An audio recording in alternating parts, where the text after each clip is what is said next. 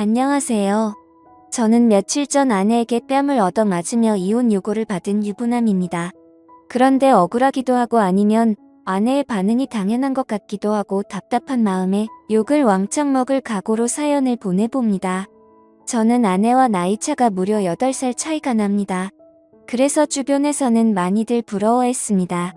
물론 저 역시도 예쁘고 어린 아내이기에 너무 좋지만 때로는 무언가 공감할 수 없고 너무 어리고 해맑기만 한 철없는 여동생 같기도 하였습니다. 그런 아내를 화나게 만드는 단 한 가지가 있습니다. 그건 바로 장모님입니다. 지금의 장모님은 아내의 생모는 아닙니다. 장인어른께서 아내의 생모이자 첫 번째 부인과는 사별을 하셨었고 그 후로 아내와 처남을 홀로 키우셨습니다.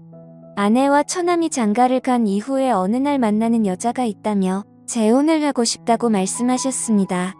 가족들은 처음에 장인어른의 말씀에 당황하였지만 모두들 환영한다며 그분을 소개해 달라고 하였습니다. 그분이 지금의 장모님이십니다. 처음 뵙는 날의 장모님 모습을 아직도 잊지 못합니다. 장인어른보다 무려 15살이 어리고 저보다 고작 3살 많은 누나였습니다. 그리고 복장은 짧은 치마에 쫙 달라붙는 티셔츠를 입었고 진한 향수 냄새가 진동했으며 짙은 화장은 마치 화룡의 업소 여성 같이 보이기도 했습니다. 소개하는 자리보다는 나이트나 클럽이 더 잘 어울릴 것 같은 모습이었습니다. 식사와 함께 대화가 오고 갔지만 다들 반응은 냉담했습니다. 아내도 처남도 이거는 아니라면서 절대 반대를 하였고 저나 처남 댁은 별말 없이 안목적 동의만 하였습니다. 장인어른은 그분의 겉모습과 달리 속은 여리고 착하다며 이해해달라고 하셨습니다. 평생을 너희의 인생을 위해서 살았는데 남은 장인어른의 인생도 지켜달라고 하셨습니다. 한동안 불화가 있었지만 결국 장인어른 뜻대로 재혼을 하시게 되었습니다. 너무나 젊은 새 엄마새 장모님에 대한 호칭도 부자연스럽고 어색했지만 그래도 장인어른이 행복해하셨기에 모두들 노력하였습니다. 그렇게 행복할 것만 같은 시간은 길지 않았습니다. 2년쯤 지나서 장인어른은 암에 걸리셨고 몇 번의 수술과 항암 치료를 하였지만 약 1년의 투병 생활 끝에 결국 돌아가시고 말았습니다. 아내는 젊은 장모님이 장인어른의 나이나 건강 상태를 고려하지 않은 채 무리하게 여행도 다니고 밤늦게 데이트도 다니고 술도 같이 많이 마시면서 일찍 돌아가시게 된 거라며 원방하였습니다. 제가 봐도 장인어른께서 12년 사이에 많이 수척해지신 것 같았습니다. 그러니 아내는 더욱 장모님을 원망하였고 장인어른이 계실 때에도 가족들과 장모님 사이에는 분명 안 보이는 벽이 있었습니다. 결국 모든 가족들의 원망과 화살은 장모님께 쏠렸습니다. 장인어른은 이렇게 될 것을 미리 예상하셨던 것 같습니다. 어느 날 평소와 다름없이 낮에 시간이 나서 병원에 들렀습니다. 병원비를 결제하고 병실에 올라갔더니 장인어른 혼자 계셨고 조용히 할 말이 있다며 바람 쐬러 나가자고 하셨습니다. 맞사위였던 저는 그 전에 장인어른과 소주 한 잔씩 하면서 말동무를 해드리고 하였습니다. 많이 답답하고 힘드시지 하면서 장인어른께 말씀을 드렸습니다. 한참을 고민하시면서 혹시라도 자기가 죽게 된다면 아주 가끔이라도 장모 찾아뵙고 안부라도 물어주면 안 되려고 하시는 것이었습니다.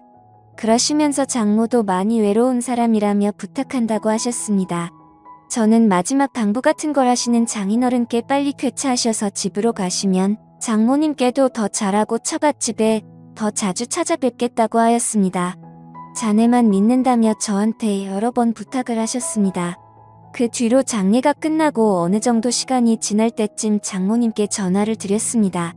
집에 그냥 계신다고 하셨습니다. 퇴근하고 과일 및 고기 등 이것저것 싸서 처갓집에 들렀습니다. 아내 보고 같이 가자고 하면 불같이 화를 내며 안 갈 것이 뻔하기에 퇴근길에 혼자 갔습니다. 장모님께서 말을 안 한지 사람을 안 만난 지 며칠이 지났는지 모르겠다며 반갑다고 하셨습니다. 장모님도 많이 수척해지시고 예전과 달리 얼굴에 그늘이 가득했습니다. 장모님의 이런저런 넋두리와 저녁 식사를 마치고 다음에 또 오겠다고 인사를 드린 후 나왔습니다. 배우자 중 누가 먼저 돌아가시면 3년은 많이 힘들단 얘기를 들은 적이 있습니다. 그래서인지 더 고맙다고 자주 놀러오라고 하시는 모습에 마음이 아팠습니다. 그날 이후 3일에 한 번씩은 꼬박꼬박 전화를 드려서 집에만 계시지 말고 친구도 만나시고 나들이도 다니시라고 말씀드렸습니다. 살 곳도 만날 사람도 없다며 그냥 집이 좋다고 하셨습니다. 그래서 정말 외출하고 싶으신데 가실 곳이 없으시면 점심때 회사 근처로 오셔서 전화 달라고 하였습니다. 언제든지 나가서 맛있는 점심 사드리겠다고 하였죠. 그 후로 가끔 오셔서 점심도 같이 먹고 카페도 가서 대화를 하였습니다. 어느 날 아내가 이런 사실을 알게 되었고 저한테 불같이 화를 내었습니다. 그래서 장인어른 부탁부터 있었던 사실을 전부 이야기해 주었습니다. 아내는 장인어른의 부탁을 무시하지 않고 들어준 것은 고맙지만 앞으로 장모님과 개인적인 연락은 하지 않았으면 좋겠다고 하였습니다. 그리고서는 장모님께 전화해서 더 이상 자기의 새엄마도 저의 장모도 아니니 연락하지 말라고 하였습니다. 이 사실은 처남에게도 알렸습니다. 처남도 아내에게 그 정도까지는 할 필요 있냐며 심한 거 아니냐고 하였지만 아내는 확고했습니다. 그렇게 한두 달 지났을 때 장모님께 연락이 왔습니다. 그래도 가끔은 제가 연락을 줄 거라고 생각했는데 한 번도 안 와서 서운했다며 시간 될 때 처갓집에 놀러 오라는 것이었습니다. 집에 이것저것 고장나고 교체해야 될 것은 많은데 할 줄도 모른다며 도와달라는 것이었습니다.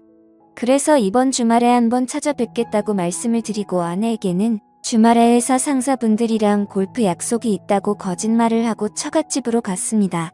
장모님께서 반갑게 맞이해 주시더군요. 저는 가자마자 수도, 전구, 벽지, 보수, 문고리 등 수리 및 교체를 시작했습니다. 딴 건 몰라도 제가 뭐 고치는 손재주는 좀 있는 편이었거든요. 그 집도 아내가 어릴 때부터 살던 집이다 보니 이래저래 오래돼서 고장난 것들이 많았습니다. 점심때가 훌쩍 지나서야 모든 것이 끝났고 늦은 점심을 먹게 되었습니다. 장모님께서는 고생 많았다며 맛있는 음식과 막걸리를 주셨습니다. 한 잔, 두 잔 주시는 대로 마시다 보니 조금 취하게 되었고 소파에 쉬다가 잠이 들었습니다. 한참을 자다가 깨어보니 시간은 이미 많이 늦었고 아내에게 술자리가 길어져서 상사분들과 다 같이 2차로 가게 되었다며 내일 들어갈 것 같다고 문자를 남겼습니다. 그러고는 다시 거실 소파에서 잠을 잤습니다. 잠을 자고 있는데 무언가 소리가 들렸고 장모님 혼자서 술을 드시고 계셨습니다. 저도 옆에 앉아서 한두 잔 거들면서 장모님 말씀을 들어드리다 결국 만취하게 되었었죠. 저도 지금 생각하면 참 후회되지만 그날 술에 취해서였던 건지 실수를 저지르고 말았습니다. 그 사건 이후 장모님은 뒤탈 없이 그냥 즐기면 되는 거라고 하시면서 더 노골적으로 만남을 요구하셨습니다. 계속 거절을 하였지만 회사까지 찾아오셨습니다.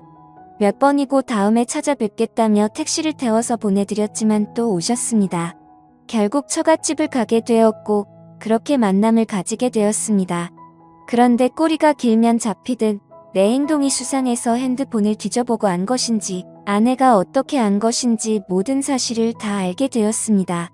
아내는 제가 처갓집에 있을 때 쳐들어왔고 장모와 머리채를 잡고 싸웠습니다. 제가 힘겹게 그 둘을 떼어놓고 아내를 차에 태워서 저희 집으로 왔습니다. 오는 길에 장모와 아내는 전화로 싸웠고 그 와중에 장모의 이야기를 듣게 되었죠. 아내의 태도가 너무 마음에 안 들어서 저를 일부러 꼬신 거라며 제 아내 보고 남편 관리나 잘하라는 것이었습니다. 그렇게 집에 오자마자 아내는 저를 죽도록 때렸고 이혼하자며 집에서 나가라고 하였습니다. 그렇게 집에서 쫓겨나서 회사 근처 고시원에서 생활한 지 2주가 되었습니다. 한 번의 실수에서 멈추지 못한 점, 계속되는 만남의 요구를 거절하지 못한 점, 만남을 가진 점, 아내의 신뢰와 믿음을 저버린 점 등 제 잘못이 많은 것을 잘 알고 있습니다. 하지만 장모님의 그런 악의적인 의도로 벌어진 일들이라는 것이 억울하기도 합니다. 어떻게 보면 저도 당한 경우인데 아내는 무조건 이혼을 요구하고 저는 어떻게 해야 할까요? 용서받고 앞으로 아무 일 없었던 듯이 함께 살 수는 있을까요? 앞으로 어떻게 하는 게 나을지 인생 선배님들께서 말씀 좀 해주시기 바랍니다. 지금까지 읽어주신 모든 분들 감사합니다. 구독과 좋아요, 알림 설정 눌러주시고 다양한 사연 또 들으러 와주세요. 그럼 모두들 행복한 하루 보내세요. 감사합니다.